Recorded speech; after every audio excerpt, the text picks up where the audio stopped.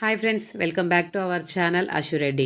ఈరోజైతే ప్రముఖ దినపత్రికలలో వచ్చినటువంటి విద్యా ఉద్యోగ సమాచారాల గురించి పూర్తిగా మనం ఈ వీడియోలో చర్చించుకుందాం. సో ఎవరైనా నా ఛానల్ని సబ్స్క్రైబ్ చేసుకోకుండా చూస్తున్నట్లయితే ప్లీజ్ సబ్స్క్రైబ్ మై ఛానల్. ఎప్పటికప్పుడు లేటెస్ట్ న్యూస్తో మీ ముందుకు అనేది వస్తూనే ఉంటాను. విద్యా ఉద్యోగ సమాచారాన్ని గురించి ఎప్పటికప్పుడు మీకు అందివ్వడానికి ప్రయత్నం చేస్తూనే ఉంటానండి. ఈరోజు విషయానికి వస్తే 171 కళాశాలల్లో సీట్ల భర్తీకై ఈ యొక్క కౌన్సిలింగ్ ప్రక్రియ అనేది స్టార్ట్ అయిపోయింది. వెబ్సైట్ వెబ్ ఆప్షన్లు ప్రారంభమయ్యాయి.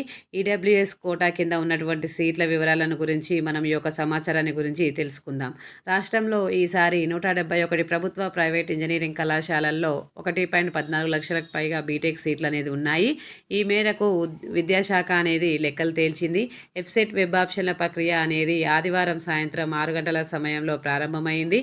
గత ఏడాది మొత్తం 171 అనేది కాలేజీలు ఉండగా ఈసారి అదనంగా కొన్ని యూనివర్సిటీలు ఆడవడం వల్ల కొన్ని సీట్లు అనేవి పెరిగాయి.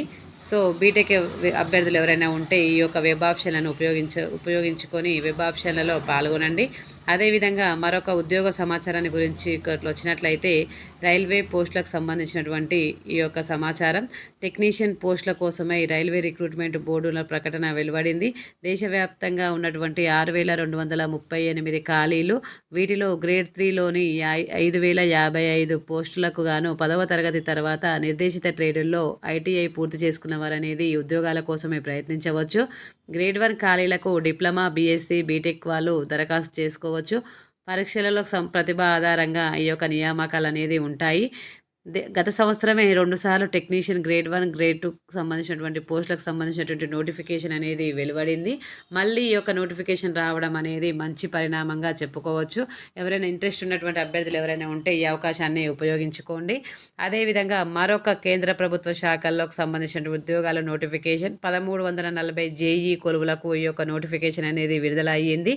ఈ యొక్క నోటిఫికేషన్ అనేది కేంద్ర ప్రభుత్వంలోని వివిధ శాఖల్లో 1340 జూనియర్ ఇంజనీరింగ్ ఉద్యోగాల భర్తీ కోసమై స్టాఫ్ సెలక్షన్ కమిషన్ నోటిఫికేషన్ అనేది విడుదల చేసింది.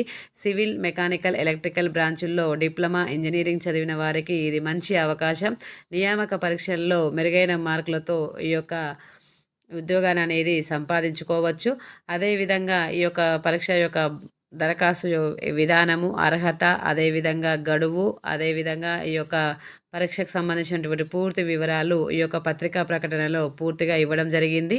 అదేవిధంగా అభ్యర్థులు ముందుగా 1 టైం రిజిస్ట్రేషన్ విధానం ద్వారా తమ వివరాలను కొత్తగా వెబ్సైట్లో నమోదు చేసుకొని తర్వాత TSPSC Government.in వెబ్సైట్లో మీ యొక్క వివరాలు అనేది పూర్తి చేయవలసి ఉంటుంది. ఆన్లైన్ దరఖాస్తుకు చివరి తేదీ వచ్చేసరికి 21 జూలై. అండ్ ఈ యొక్క పరీక్ష అనేది పేపర్ 1, పేపర్ 2గా 2 దశలలో జరుగుతుంది.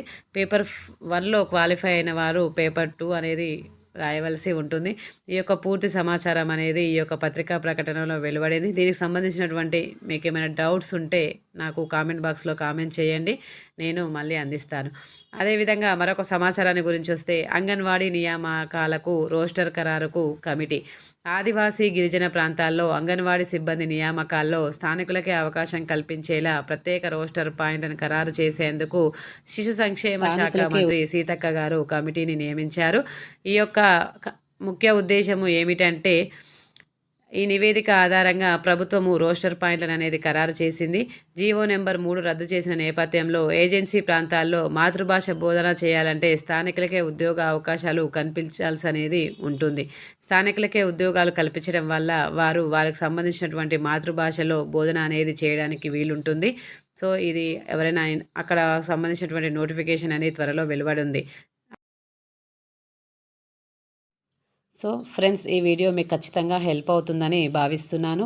ఈ వీడియో కనుక మీకు నచ్చినట్లయితే లైక్ చేసి, షేర్ చేసి, కామెంట్ బాక్స్లో కామెంట్ చేయండి. ఇలాంటి మరిన్ని అప్డేట్స్ మీ ముందుకు ఎప్పటికప్పుడు వస్తూనే ఉంటాను. Thank you for watching this video. Thank you.